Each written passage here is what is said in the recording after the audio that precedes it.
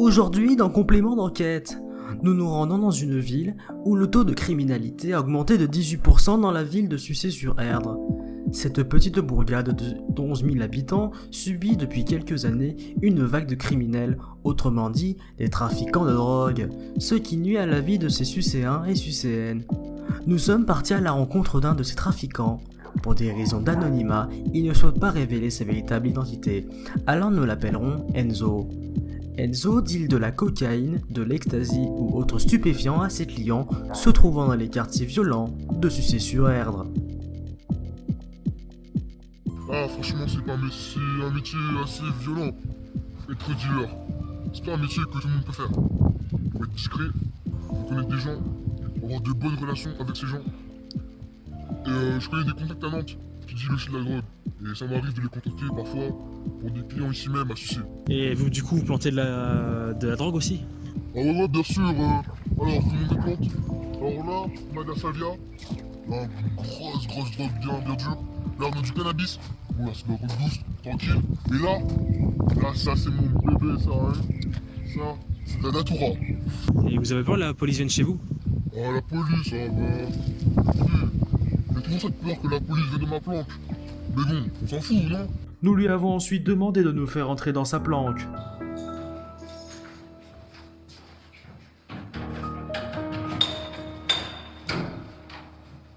Alors ici c'est ma planque. Là-bas c'est mon petit salon, moi, là-bas je me repose et tout. Puis là c'est mon petit coin, moi, là. C'est ici que je téléphone à mes clients et que je fume. Et aussi que je fume ma coke. Parce que je bois, enfin, voilà, la coke c'est ma vie, quoi. Hein? Voilà, c'est un petit rail. Encore.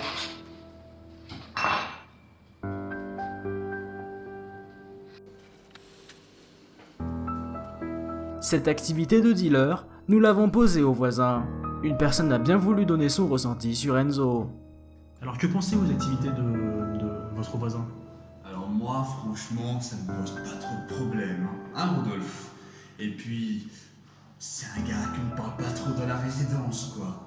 Mais alors quand sa fumée rentre chez moi, mais je me sens comme violé dans mon intimité. Il nous prive de nos activités personnelles.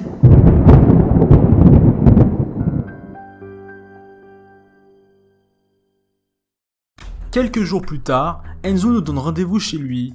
Il dit qu'un client, un Yankee comme il l'appelle, veut lui acheter 150 grammes de cocaïne. Son nom à lui, c'est Karim. Il a 19 ans. C'est un grand ami à Enzo. Karim était aussi un dealer de stupéfiants, mais un jour, la police l'attrapa à son domicile avec près de 7 kilos de produits illicites. Il prit 1 an de prison. Aujourd'hui, n'étant plus dealer, il reste un très grand consommateur. Karim? Oh mais non, mais c'est un pour moi, c'est comme un frère. Ouais, il a fait 18 ans de tôle. Bah, j'ai tout fait pour plus de là. Pour autant.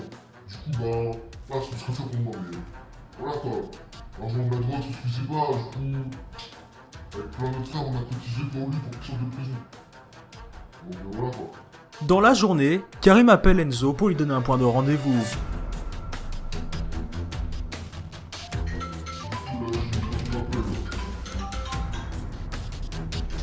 Allô?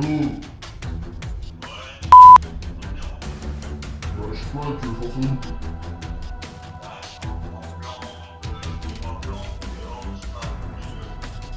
Ok, bah on se met dehors. Dans 3 jours. Je te dirai après par SMS. Allez mec, à plus tard. Le rendez-vous était donc finalisé. Comment se passe en général un deal en fait? Bah écoute, le Yankee il arrive en général, c'est normal. Pas paraître suspect auprès des gens. Mais vraiment, être avec le lambda. On n'oublie pas qu'ils sont suspects. En général, je fais le deal à lui pour être très discret. Et là, disais que la journée, ça peut bien se passer. Puisque dans le secteur où je suis, c'est une merde. Et quels sont les prix de vos stupéfiants? Ça dépend vraiment de ce que j'ai. En général, moi je suis tout plateau. Je la vends pour 30 € pour les dinars. Ce qui m'arrête cher, j'en fais sans prix raisonnable. C'est le jour J pour Enzo. Il est 13h. La rue est calme dans la bourgade de Sucé-sur-Erdre. Ouais, du coup, ça a tiré de te mettre dans le coin parce que je sais même pas comment client. Mais ça va être filmé, tu vois, j'ai travaillé sur À cet instant, notre caméraman se cache derrière un mur, tout en continuant de filmer la scène. Gros, Ça va? tranquille et toi? Les amis. Ah, ça va, ça va. Ok, vas-y, viens, on y go. Mais je dépêche là.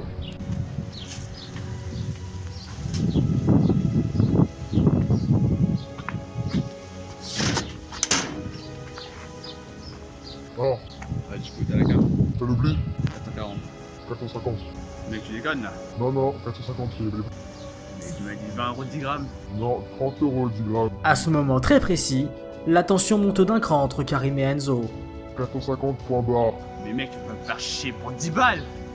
Si, c'est 450 points barre.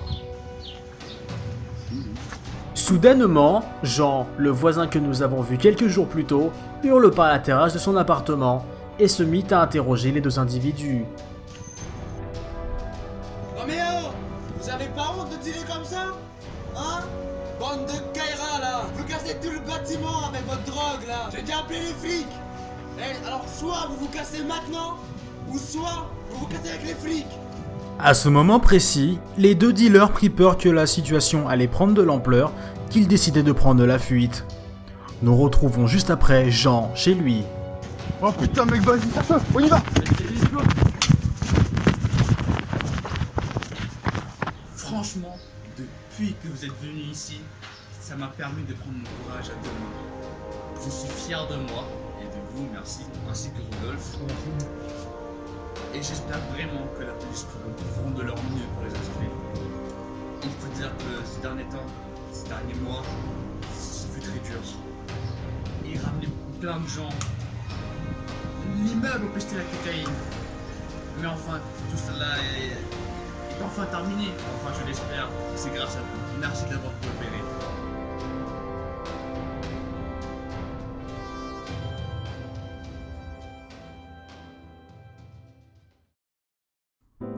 Après cela, et après que notre équipe de tournage ait donné toutes les informations qu'ils avaient à la police quelques jours plus tard, Enzo, ou de son vrai nom Titou en tambour, a été arrêté pour trafic de drogue et pris 1 an de prison et 3550 € d'amende. Quant à Karim, il prit aussi la même amende. Aujourd'hui, Jean et ses voisins peuvent enfin revivre leur vie d'avant.